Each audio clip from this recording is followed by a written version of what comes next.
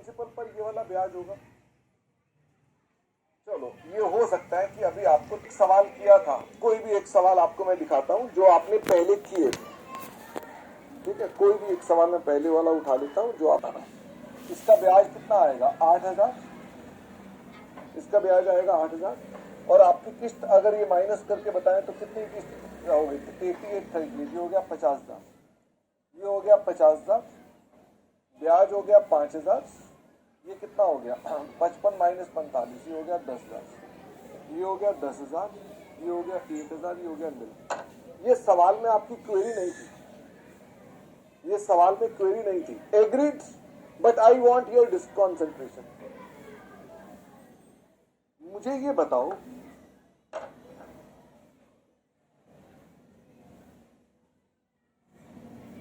ये 80,000 का जो प्रिंसिपल है, क्या यही प्रिंसिपल इन तीनों के अंदर पे हुआ था?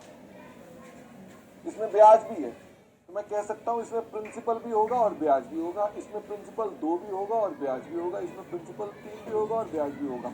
इससे आप सहमत हैं? भाई एक भी बच्चा बचना नहीं चाहिए जो सहमत ना हो।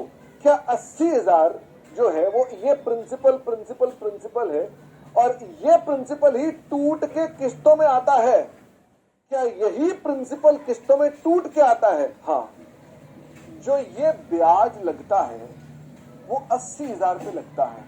क्या मैं कह सकता हूं पहले वाला ब्याज ऑन P1 भी है, ऑन P2 भी है और P3 भी है? फटाफट से बताओ। पहले वाला ब्याज प्रिंसिपल जो इसका वाला होगा, इस प्रिंसिपल का भी होगा, इस प्रिंसिपल का भी होगा, इस प्रिंसिपल का भी होगा, बिकॉज 80,000 ही यहां प्रिंसिपल में बैठा हुआ है। तो अगर 80,000 ही प्रिंसिपल्स में बैठा हुआ है तो यही प्रिंसिपल का ब्याज तो यहां पर होगा। से यस और नो। तो ये बताओ यहां पर जो आपका ब्याज है आई, वो एक प्रिंसिपल का ब्याज है कि 3 प्रिंसिपल्स का ब्याज है? से यस और नो।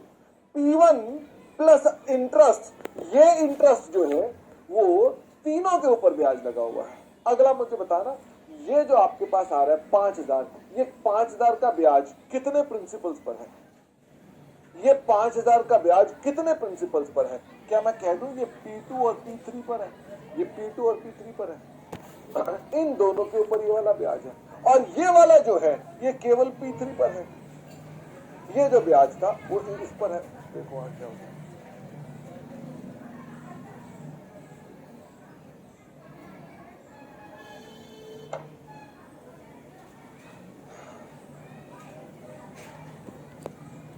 मेरा सिस्टम डाउन हो गया था। बात समझ ली कि इसका मतलब ये हो गया कि हमारे पास ये प्रिंसिपल्स जो होते हैं ऐसे ऐसे हैं। पायल को भी बात समझ में नहीं आई। पायल, शुरुआत में क्यों ब्याज ज्यादा लगता है? क्योंकि शुरुआत में सारे प्रिंसिपल्स आउटस्टैंडिंग होते हैं तो ब्याज शुरू में ज्यादा होता है। यानी ब्याज जो शुरुआत का होता है वो सारे प्रिंसिपल्स पे लग रहा होता है, हर किस्त के ब्याज प्रिंसिपल लग रहा होता है। और अगली बार ब्याज का अमाउंट थोड़ा सा कम हो जाता है क्योंकि आपका प्रिंसिपल कुछ पे हो जाता है। वैसे करके सिस्टम बनता है। यहां तक तो हो गई एक मैथमेटिकल कॉन्सेप्ट की बात। एग्रीड? अब उस सवाल पर आओ कि इस बात को पढ़ो और मुझे बताओ 55,000 में क्या है? क्या 55,000 जो आपने यहां लिखा हुआ है, जो 55,000 है, वो आपने 20,000 और 35,000, ये 20,000 का एक प्रिंसिपल है P3 और ये 35,000 क्या है? ये है P2 तथा ब्याज किस पर है? P2 और P3। क्या आप सोच पा रहे हैं कि नहीं सोच पा रहे हैं? अभी भी प्रॉब्लम बता रहे हैं।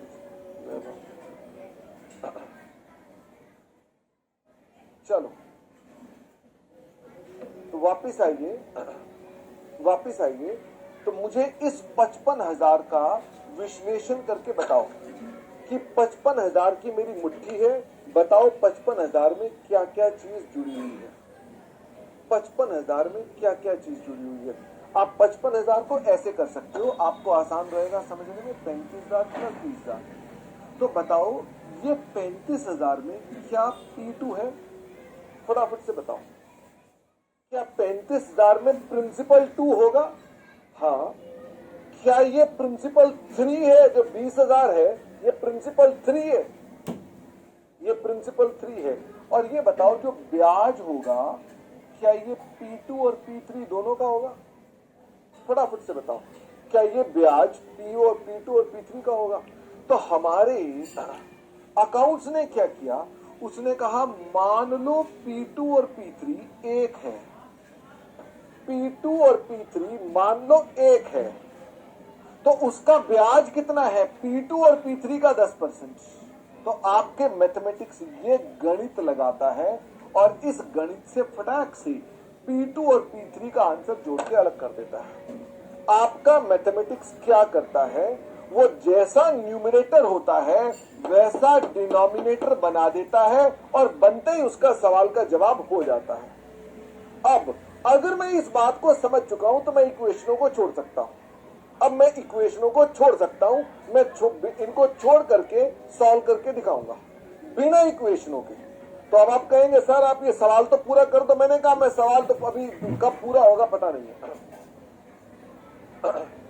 मैथमेटिक्स की बात कर रहे हैं और जब आपको ये बात समझ में आएगी तो यहीं से एनयूटी बन जाएगी। यही एफएम है जो आप पढ़ रहे हो। तो आपको एनयूटी का रट्टा नहीं लगाना पड़ेगा कि एनयूटी टेबल आते कहां से है, एनयूटी टेबल क्या है। आपको पता चल जाएगा ये मैथमेटिक्स है और कुछ भी नहीं है। अब देखिए मैं इसी सवाल का जवाब 11,000 नहीं थी शायद, 11 तो मैंने सवाल चेंज किया था ना। ये था एग्जाम्पल नंबर 6।